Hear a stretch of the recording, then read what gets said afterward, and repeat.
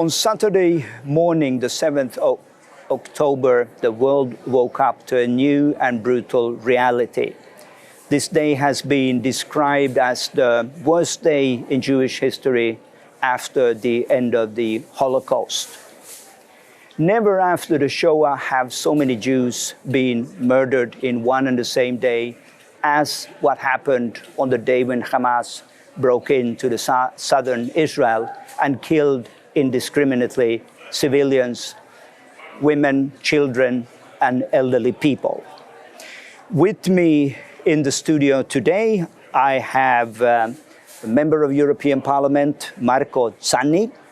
Welcome to the program. Thank you very much for the invitation. Yes, and we are going to discuss some of the ramifications of what happened on Saturday, but even more pointedly to see to what extent were there perhaps a connection to Iran, to the Islamic Republic of Iran. But my name is Thomas Sandell, and this is the European Report. Marco, if I may call you Sure. Marco, it has just been 3 days as we sit here in the studio since the horrendous images that we all seen that happened in Israel on Saturday. Most of the images I have just had to avoid because it's just too gross to see and just to imagine what can happen still today in 2023 in what we thought was a civilized world. What are some of your reactions today when you think back of what happened on Saturday in Israel? That's clearly terrible, something that we were not expecting, something that we would never commented on, but it's now reality, and that toll is rising day by day, showing how terrible was this terroristic attack made by Hamas against Israel. So this is remembering us how it is important for the Western institution and the European Union that I'm representing as a member of this parliament to stand with people for freedom, to stand with what I consider part of Europe in the Middle East, Israel, and to stand for peace and prosperity of Israeli people in their land without having every day dealing with terrorists or with proxies or even states and regimes that are, let's say, threatening the existence itself of Israel and Israeli people. That's something we cannot allow. That's something we have to condemn clearly. That's something the European Parliament and the European Union has to deliver. And you mentioned before we started the program that you were at the border just a little bit more than a year ago, and you were able to see firsthand what it looks like. And can you share some of the experiences? It was really, let's say, an experience that made me feeling what Israeli people living there at the border with the Gaza Strip are feeling every day. So be threatened, your life, your family, threatened by terroristic group every day. It was, I mean, something that you cannot understand if you don't go there. I studied the situation in Israel. I read a lot about the situation there at the border with Gaza Strip, but being there, it's really something different that I think every one of us should go there to understand how these brave people are dealing with life threats every day. And that would be motivation, additional motivation. That was for myself, for example, additional motivation to support those people, to do my best here as European legislator to support Israel and those people in their quest for freedom and for a normal life, because definitely who is living at the border with the Gaza Strip cannot have today a normal life. And what happened 3 days ago is clearly showing how those threats are real. Yes. And we should also, as host of this program, thank you and thank your political party, the Lega, who turned out to be the most supportive of Israel when we did a European ranking, Israel ranking in April. And I think that also goes for the Italian government. I think your prime minister was one of the first to express her condolences, and now together with London and Washington and Berlin and Paris perhaps as well, are really standing strong together with Israel. Why do you think that your party in particular, but also the Italian government right now, are such a strong friends of Israel? It's a mix of elements, but clearly I can say it's common sense to support what is the only, let's say, freedom state in that area. And as I said, I consider Israel a piece of Europe, a piece of Italy there. We have a huge Jew community in Italy that is well integrated in our country, an old friendship between Lega and Likud in Israel. So it's straightforward for us to show that we are fully committed to support Israel in our daily activity as Italian representatives and Lega representatives in the political institution, and in this case in the European Parliament, where this sentiment is not fully completed, as I can say. So there is much more to do to show that this institution is united in defending Israeli freedom that is also our freedom, because what is happening there, what is happening at the border with Gaza, what those people there are experiencing could happen tomorrow in Milan, in Rome, in Paris, in Berlin. So we should be aware that if we don't react promptly and as a united institution, that's the risk that we're facing. So to have terrorists coming to Europe and doing exactly the same thing that they are doing there. So threatening our lives, threatening our freedom, and destroying completely what Europe is. I agree, needless to say. Let us focus on what will happen here in the European Parliament tomorrow. You decided several months ago already to organize a conference on Iran and its proxies with the title Global Threat. So obviously today no one needs a reason to organize such a conference. What made you decide to organize this conference already many months ago? What was your concern? Because the debate about Middle East, Israel and Iran in the European Parliament is not unique. As I said, the Parliament and the European institution are divided.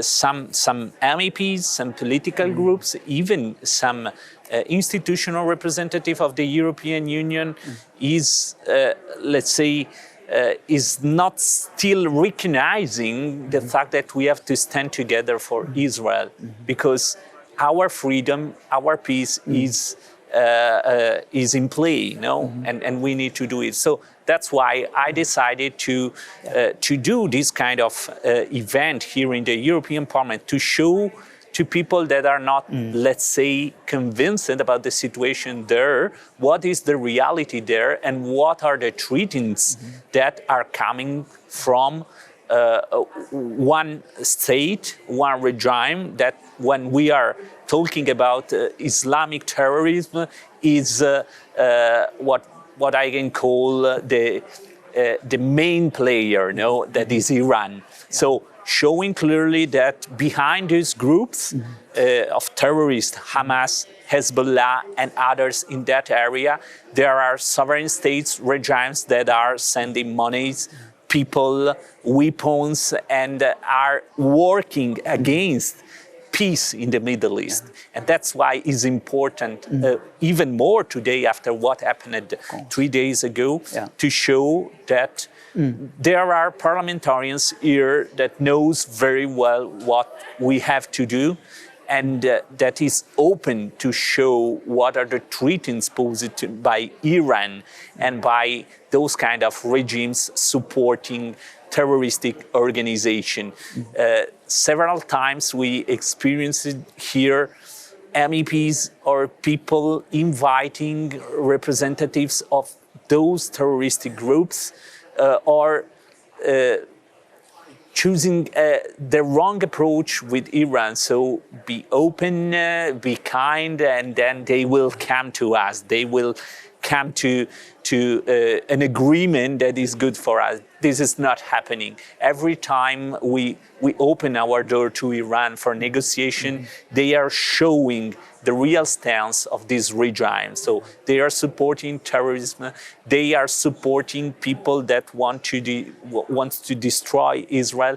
Themselves, the regime every day is going out with declaration and saying that Israel has no right to exist there, and they have still our door opened here in the European Parliament. This is not right. So this conference is vital in showing that the European Union is doing mistakes in approaching Iran, in negotiating with Iran, and a change is needed if we don't want to see what happened in Gaza and in Israel happening in Europe and in our cities and capitals. Are you optimistic that there could be a change of EU policy? I mean, many consider what happened on Saturday as a 9/11 event, not only for Israel, but in a media world. These were the images that anyone could see, regardless of where you live.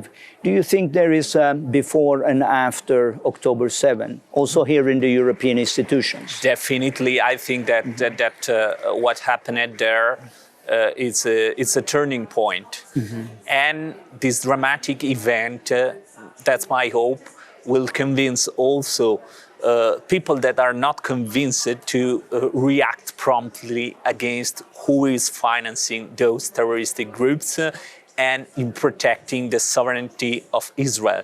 So since 2022, we are working to defend Ukraine against the aggression from Russia.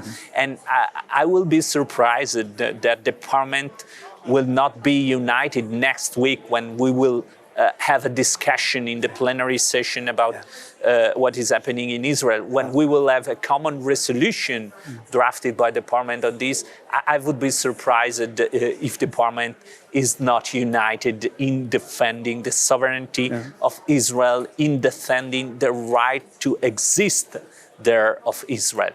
But it's still a process that needs to be supported by people. We have European elections next year, and I'm sure that majority of Europeans are standing with Israel and will give their support to parties that are showing strong support for Israel. So that's the first step. What happened is a turning point and will make the minds of people that are not still convinced here in the European institution changing, but more weights, more support to parties that are close to Israel and that show commitment to protecting the Israel right to exist will be another little brick in making this institution and the European Union changing their position about Israel and showing stronger commitment for them. So Marco Campomenosi, you are also a member of European Parliament from the same party as Marco Zanni.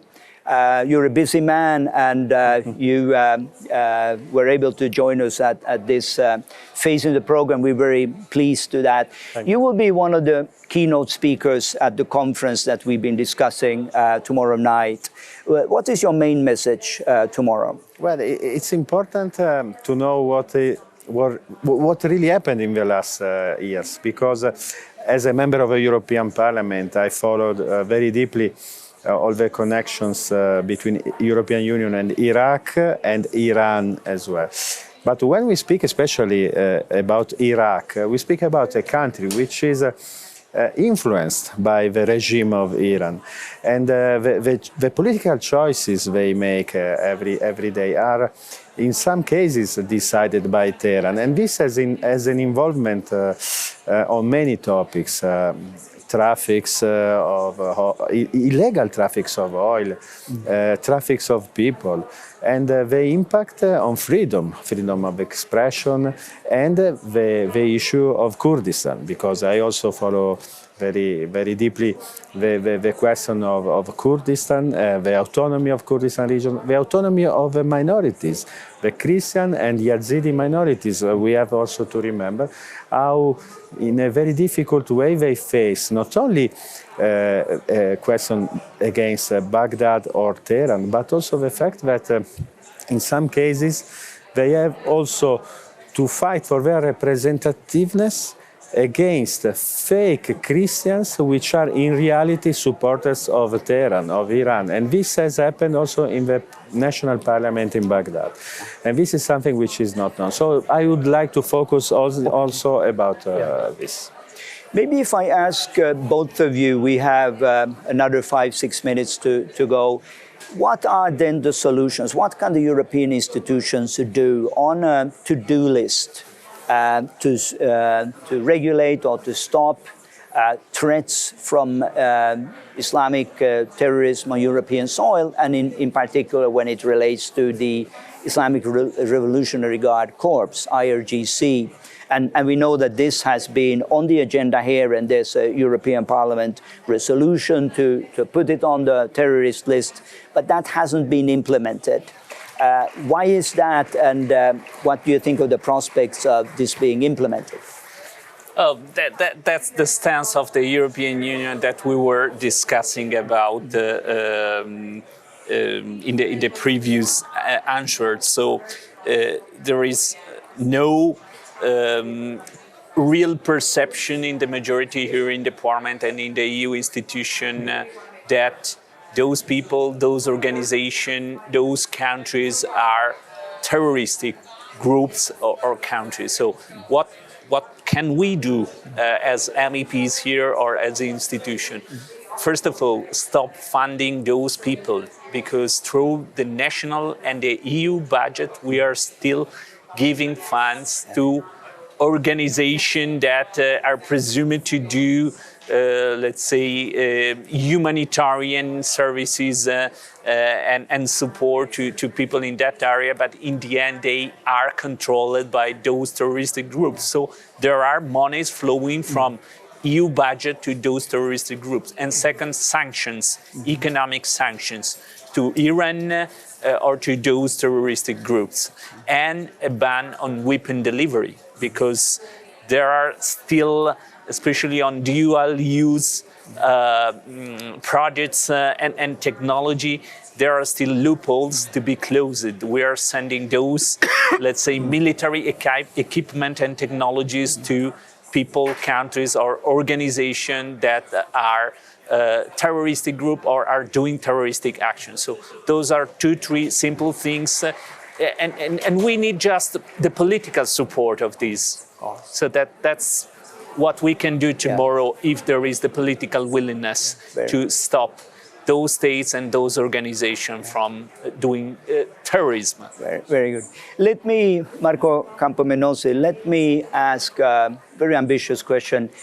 Do you, looking at Iran, looking at the threat that its terrorist proxies are posing to Europe and the whole Middle East, destabilizing the whole region, what would be your vision of what could happen in Iran? Do you think it's realistic to think about the regime change or a change of policy, or is this just hopeless, or what can we do?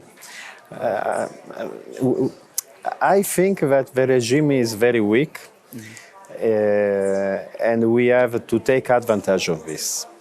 But in some cases, some European governments and in some cases also Biden administration does not seem to be so sure in order to really face the regime.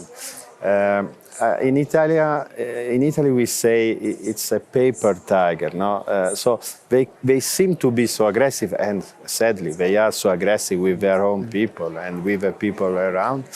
But I think they could be defeated. But we need to stay together. We need to stay stronger because in too many cases the voices of these women or young men which fighted the regime are not heard. Okay, sometimes we remember them with prizes, with good speeches, but we don't make concrete things. What I think could help in order to fight against this regime is the path that Israel followed, for example, with the Abraham's Accord. Mm-hmm.